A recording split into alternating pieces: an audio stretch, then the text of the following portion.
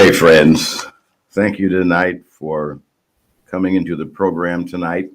Wounded Hearts, Wounded Churches. We discuss a litany of topics on this podcast, and they can range from all types of abuse, religious hurts and wounds, but we look at it as a platform recovery. And this live platform offers counseling sessions, meaningful question and answers, and of course, a counseling continuum.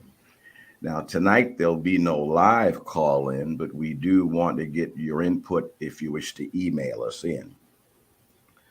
Our co hosts include Miss Lolita, she's a personnel director, and Mrs. Tennille, our technical director.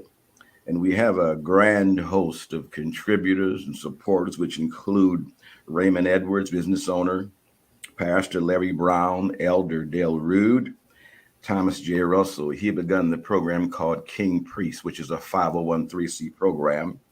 Of course, Tabitha Ward, she's an accountant. Minister Randolph Hunter, Minister Samuel Cavan, Pastor Ricky Morris, and Sister Sandra Cavan, who is a mom and a wife in the church. And my name is Prince, a licensed counselor, founder of Antioch Youth Center, a 501c program, retired. Friends, I want to thank you for taking part in this venture thus far. We talk about the new clip we have out that is an introductory clip. You can forward that to other people and let you know what we have going on here. Because our technical director, Mrs. Tennille, we've expanded to Amazon Music, Pandora in Review, iHeart, Sitter, and other areas of platform. We're expanding. We do thank God for that. If you want one-on-one counseling, you can call our counseling line off program times, of course, and that's 478-283-9093 or 478-784-7600.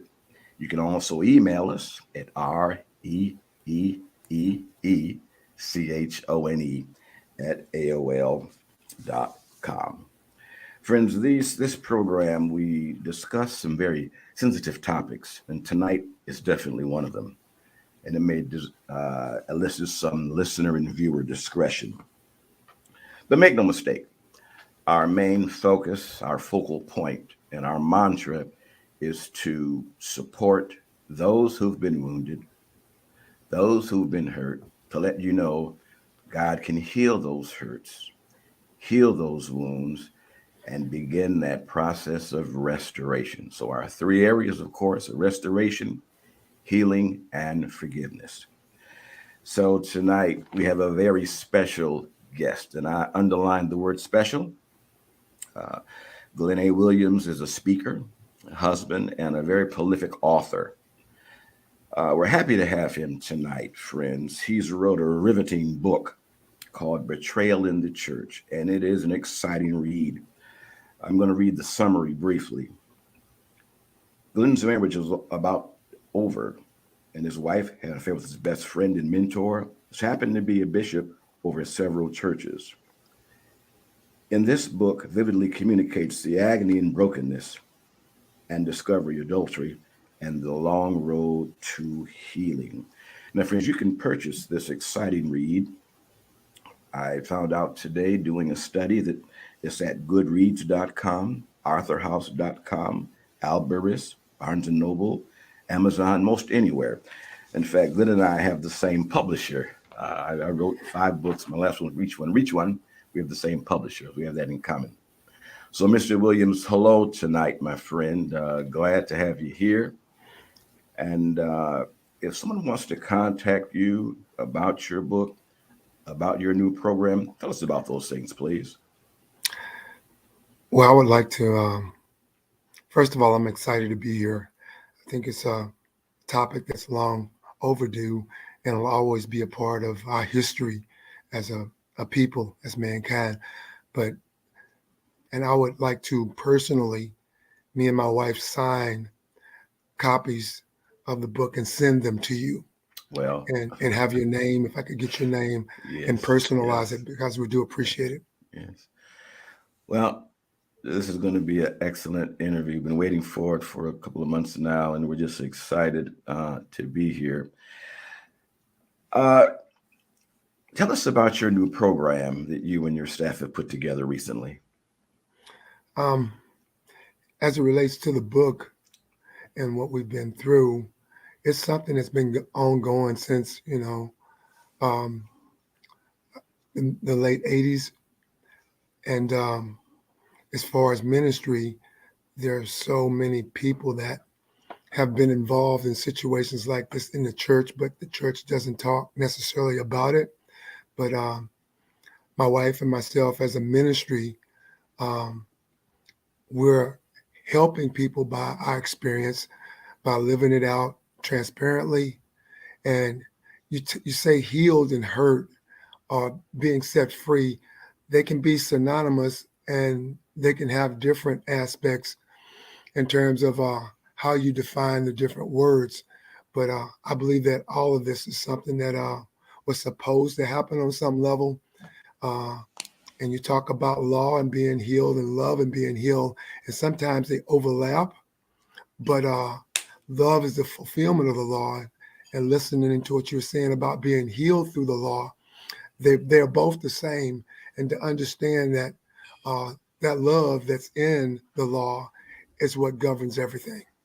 And that's what our ministry is all about. All right. I'm going to show you a curveball here. Williams, do you think God allows things to happen sometimes so we can exercise forgiveness and love? Well, because God only God knows everything before it happens. Said before were formed in our mother's womb, He knew us. He has a plan for us. We only know things as they happen right now. We don't know what's going to happen in the next minute, next hour, next year. But He already knows, and He has entrusted us with certain things because of the potential that He's put inside of us to Right, bless other people. right, right. And situations that are painful brings that out. Is that what you're saying? Absolutely. Absolutely. Wow, we. Well, let's go into our questions tonight. Brother Glenn, what prompted you to write this book? It must have demanded great tenacity and courage to do that. Had to. It wasn't. It wasn't even really an option at some point, uh, because we're so used to hiding what hurts us Mhm. and hiding what makes us feel insecure is why we end up doing what we feel like we need to do. And at the time, I didn't have a life at that time. It's my I was I was just a shell of myself, and having to deal with some things that were going on and being healed through it through transparency, not by hiding behind it, was what I needed to do in writing the book. And as hearing other people having experience as well, it helped me to heal, but helped me to understand, um, continue to understand who I was in Christ. Because as a man, you just feel pretty deflated, insecure, responsible, irresponsible. It's a lot of negative things that goes on, but by writing and going through it, it really helped me on a whole lot of levels. Any questions for our director? Not at the moment, but I did want to make a reference to what you said in the book. I, was briefing through it online, by the way, and you spoke about your father in the past and what he had done in the past and the difficulty that you had. No one asked questions. You had questions in your mind of things that happened. It was a picture that you had seen of this little girl, and you didn't know who she was, but no one asked questions. And I often think how many times that lack of communication can cause so much misinterpretation, and that especially within our communities, we don't talk about it. We don't share our feelings, emotions, questions, or concerns. And I think a lot of time that leads to a lot of damage and hurt. Absolutely.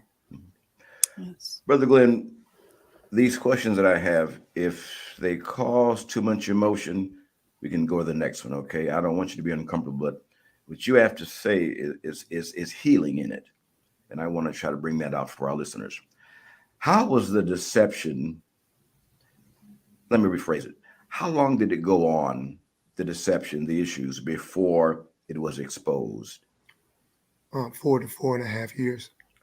Okay, so 4.5 years of what's going on. Okay, okay.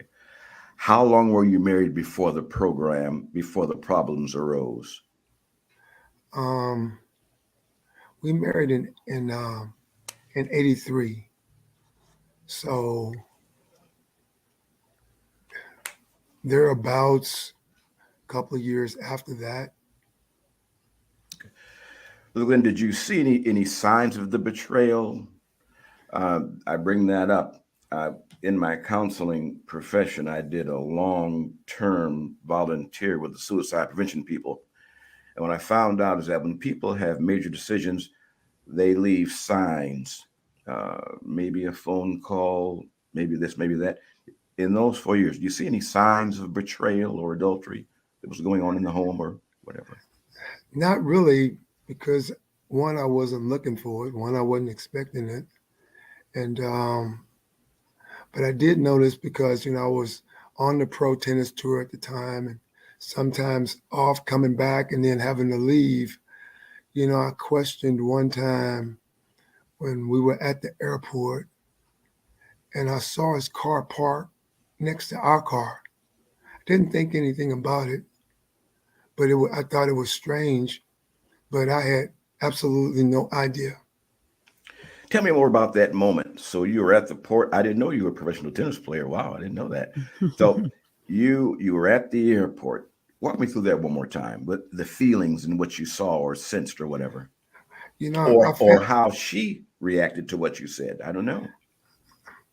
there was there was minimal reaction. Um, I didn't understand it, but I didn't question it because our families were so close. And as a bishop, pastor, minister, mentor, I mean, when I was there, even before, even even before I did a lot of traveling, I mean, whatever needed to be done at the church, 5:30 prayer in the mornings every morning, opening it up, closing, you know, working the altar, baptizing, front row, tie, the whole bit, whatever it took. I mean, that's what I did. And our families were close. If you can imagine 5, 6 families knitted together in a state, you know, we all knew each other that closely. So, I mean, if there was an issue or need, you would think that if there was a problem, someone would let somebody know, but there was no indication. And so that you trusted him as a Absolutely. father figure, how long did you know him before the betrayal? Almost almost all my life. I mean, I had a crush Oh, on his sister. wow, wow. We just went to church conventions together, and we just had a great time. We just got to know each other so well, and everybody knows. Everybody just kind of knows everybody, so it's not something that you would anticipate. And I'm going to go quickly forward. For you to be talking about this and to still be serving God is a sign of the mercy and the love of God working in your life. It really Amen. is. So, friends, this is Wounded Hearts, Wounded Churches. And if you've been wounded tonight in the church, wherever, family, whatever, there is help for you. Mr. Glenn's going to tell you more about his story and how God brought him through all of that. And now he's serving God in a more miraculous way than he was before. So if you've been hurt, there is help. If you need forgiveness, there is help, reconciliation. So after that happened, was it difficult to trust ministers at large after the betrayal? Well, after knowing how real it was, uh, for a minute, I didn't I didn't have much of a life. You know, I didn't know what I wanted to do with my life, and but God did tell me that if I didn't keep love in my house, that I would lose it. And I could feel the walls. The walls had spirits in my Mm, house, yeah, yeah. and without that, the existence of love and and growing and becoming is not even possible. You mentioned the reality of it. Do you think that you saw it but didn't want to see what you saw? Mm. Absolutely not. I mean, I knew that my wife was supposed to be who she was years. I mean, years before we got married. I knew that she was the one because I prayed about it. She was in Michigan, I was in Texas, and we met at a national convention in St. Louis, and we exchanged numbers. And her mom said, she didn't think she should come because nobody had ventured that far from home. I told her, I said, well, if you think it's not right, then I'll just tell her that's not the right thing to do. She called me back. She said, come and get her. She came and lived here 3 years here. And I knew that I didn't want her wasting my time and me wasting her time. I knew that she was the right one. It was no mistake. And that was the confusing part, is because I knew I asked God if this was the one and if it was right. And she worked 3 years on her own, got engaged, got married. I sung 2 songs at the wedding and played God Made Me for You and You for Me. And that was it. So you And sung 2 songs at the. yeah, played and sung. I think you got the Wow. record. I think you have the record on that one. Uh, did the betrayal bring in friends who knew about it but didn't want to talk about it? Family members or people? There were people that knew, but I didn't. And that's the difficulty, because as we accept Jesus Christ as Lord and Savior of our life, that's the that's dropping the pebble in the pond. And from there, things just swell and get better and better. But when you don't drop it and you hold it and you try to live a life through Christ, holding the pebble, everything falls apart. How early did those friends know? In the first year it happened, in the last couple of years, or when did they know, generally speaking? Well, this is just what I heard. I knew other people. You know how everybody around you would be smiling with you, but then in actuality, some people do know, but no one's saying anything. You know, there were people after I found out, after I confronted him. There were other people, and I was just the one in the room that possibly didn't know. Wow. When you confronted him, walk me through that. Were y'all at the restaurant or in the church basement or in the parking lot on the phone? Walk me through that entire scenario. Well, again, it was one of those mornings where I was going to prayer in the mornings to open up the church. And my wife knew that I was going to confront him that morning. And she had called him and told him that he needed to tell the truth. And I walked into his office. We sat and we talked. And I said, I knew I know what you did. And he denied it 2 or 3 times. But God had already showed me that it was really between him and maybe one other person, but I knew that it was him. And then after denial, he said, yeah, it was one time it happened 5 or 6 or 8 years before, but that was it. And but I knew that wasn't the truth either, you know. But God knew that was all that I could handle at the time. Right, right, right, right, Good right. point. I understand that. Was it hard to go to church and hear preachers preach? Were you just done with the ministry, done with the preachers, or how did you get past that hurdle of trusting ministers again? Well, interestingly enough, after that meeting in his office, and he asked us to still stay in the church. Uh, I, I I looked at him like he was crazy, because there's no way, after knowing what he had done. Um, and when we when I left the meeting, I said I wouldn't, but I went up in the balcony and I sat behind the cameras. And the message that he preached everything that we talked about in the office. And when the sermon was over, the altar was jam-packed. Interesting. Wow. I'm just taken aback. So the friends that knew, and I'm sure people would talk and spread it around to some extent. People will be people. Did he ever say, and just talking about general forgiveness, did he ever say in that meeting, Brother Glenn, I am sorry. Never Forgive to this day. me. So to this day, he's still not said, Never has. I am sorry. And that's the issue. I mean, if we're God's righteousness, Jesus' righteousness, and we've accepted what he's done for our wrong, then there's no need not to.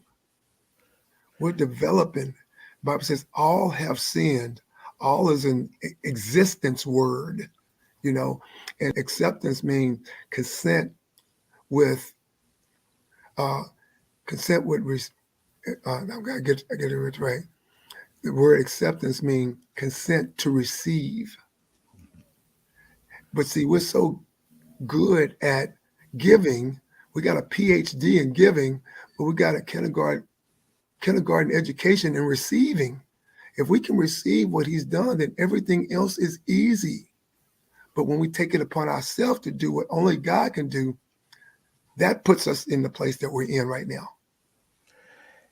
So in our last couple of moments here, so although he did not ask for your forgiveness, you decided to forgive him.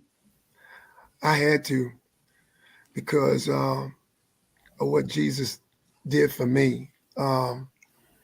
He got to showing me some things in my own life that only he could bring deliverance and healing from in my life. And it really broke me down. I mean, we can't spend time or allow the enemy to occupy time in our mind, and unforgiveness. It's a prison that you'll never get out of. But once I saw and could sense the presence of God and all the things that he was doing, he told me, I mean, if I wanted to leave, stay, or whatever I wanted to do, he was never going to leave me, but that I needed to remember. And once he started to show me some things that he had brought me through, then that was the beginning of saying it didn't even have anything to do with him. It had everything to do with me and my relationship with Christ. Any questions from our director? Not at the moment, no, sir. All right. So he did not ask for forgiveness. And Brother Williams, so what you're saying, forgiveness is real, isn't it? We can Absolutely. talk it and say it, but it's more than a word, isn't it? I can't even explain it. I mean, you can't even begin to do what God has called you to do if you don't forgive folks. The bitterness and the anger and the emotions are just going to completely take over your life. Wow. Friends, we're going to ask Brother Glenn to come back next week. Our time is just about gone, but this is the podcast, Wounded Hearts, Wounded Churches. And if you're hurting this evening, stay tuned to our next broadcast, 7 p.m. next Thursday. We're going to continue on this juncture of forgiveness and how it's so overlooked, but yet it's an important part of the situation of being saved. You've been hurt, devastated. Well, God has a healing for you, and you are not forgotten. This podcast is about healing, reconciliation, and forgiveness. So, Brother Glenn, thanks again. Stay tuned. We're going to do another taping tonight. Thank you for our directors who helped us out so much. May the Lord bless you. Amen. Amen.